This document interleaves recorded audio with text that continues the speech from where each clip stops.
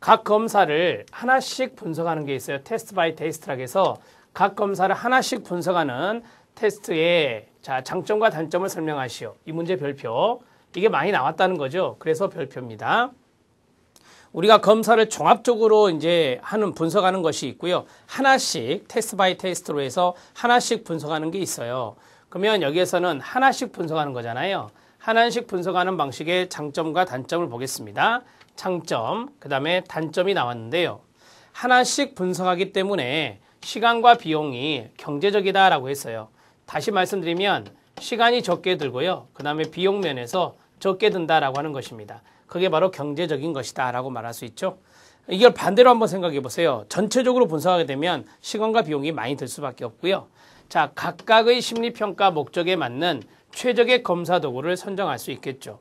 우리가 이제 심리평가할 때 심리검사나 심리평가할 때 도구가 많이 있거든요. 그런데 하나씩 하는 걸 하다 보면 이 목적에 맞는 맞춤형의 최적의 검사 도구를 선정할 수 있다라고 하는 것입니다. 아셨습니까?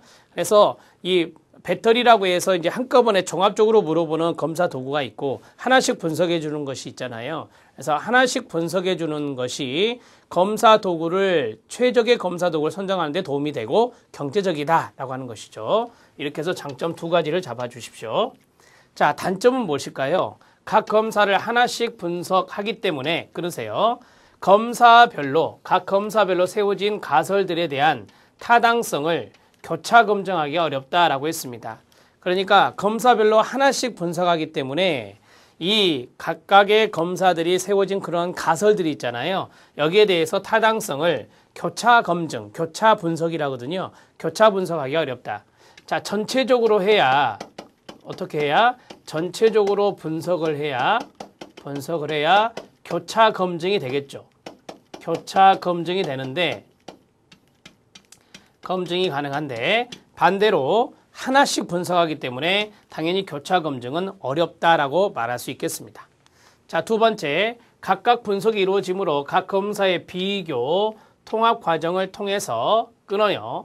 피검자의 자아기능, 본능적인 힘, 방어 기제, 현실적 요구들이 어떠한 방식으로 배열과 균형을 이루고 있는지에 대한 전체적이고 구체적인 모습을 얻을 수가 없다라고 하는 것입니다. 하나씩 분석이 이루어지기 때문에 문제가 생기는 건데요. 각 검사의 비교 통합을 통해서 그러니까 여러 개의 검사를 종합적으로 하면은 각 검사에 대해서 나름대로 비교하고 통합할 수 있잖아요. 그래서 전체적이고 구체적인 모습을 알 수 있는데 이 녀석은 하나씩 분석하기 때문에 그게 어렵다는 것입니다. 이렇게 정리하시면 돼요. 자, 장점이 있었습니다. 장점은 경제성이 있다라고 했고요. 경제성이 있다. 그 다음에 최적의 검사 도구, 최적의 검사 도구 선정이 가능하다라고 했어요. 자, 검사 목적에 부합하는 최적의 검사 도구를 선정할 수 있다라고 했고요. 자, 단점이 있었죠. 단점은 교차 검증, 타당도에 대한 교차 검증이 어렵다라고 했습니다. 타당도에 대한 하나씩 분석하다 보니까 타당성에 대한 교차 검증이 어렵다라고 했고요.